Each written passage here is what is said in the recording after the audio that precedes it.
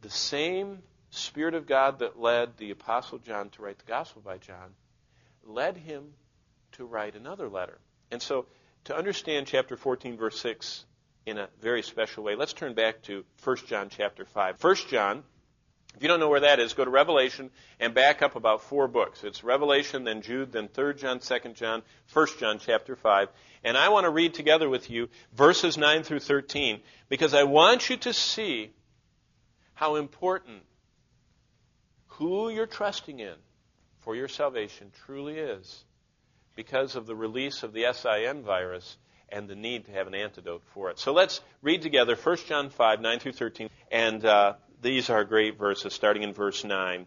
If we receive the witness of men, the witness of God is greater. For this is the witness of God, which he has testified of his Son. So God is coming and testifying of how important Jesus is. Here's the testimony. He who believes in the Son of God has the witness in himself. He who does not believe God has made him a liar, because he has not believed in the testimony that God has given of his Son. What's the testimony? Verse 11. And this is the testimony that God has given us, eternal life, and this life is in his Son. I might add, only. That's the idea. This life is exclusively dispensed through Jesus Christ. That's the concept. Verse 13, or verse 12. He who has the Son has life. He who does not have the Son of God does not have life. So everybody in the world, all 6 point however many billion there are right now of us humans, are one of 2 classes of people. The Son havers and the Son have notters. Those who have the Son, those who do not have the Son. It's not what nation you're from. It's not what church you go to. It's not where you were born, what family lineage you're from. It's either you possess the Son of God or you don't possess the Son of God. That's the message. Verse 13. These things have I written to you who believe in the name of the Son of God, that you may know that you have eternal life, and that you may continue to believe in the name of the Son of God.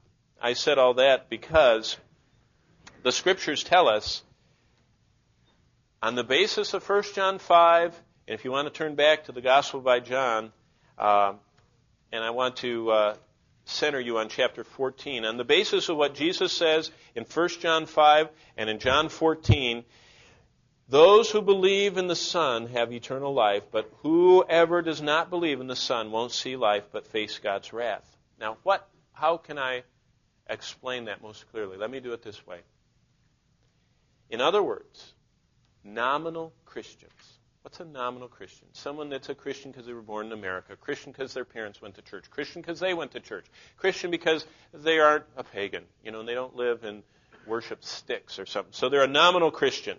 They might be baptized, they might be a member, they might be a tither, they might be a worker. But nominal Christians, as well as devoted Muslims, as well as pious Hindus, faithful Buddhists, Orthodox Jews, devout animists that do worship the rocks and the sticks, sincere agnostics and secular atheists, everyone who does not hold on to Jesus Christ as the supremely valuable Son of God, their substitute. Anyone who doesn't do that, anyone who doesn't believe Jesus is the Son of God, God incarnate in human flesh, living the perfect life, dying the perfect death, anyone who doesn't believe that does not have eternal life. That's just the bottom line of the gospel. There's only 2 kinds of people in the world. Those that have life and those that don't. You say, why are you emphasizing all that? Well, in other words, you have to have a genuine Jesus to have a genuine salvation. Anything less than God in human flesh cannot die in my place. Anything less than God in human flesh cannot live a perfect life.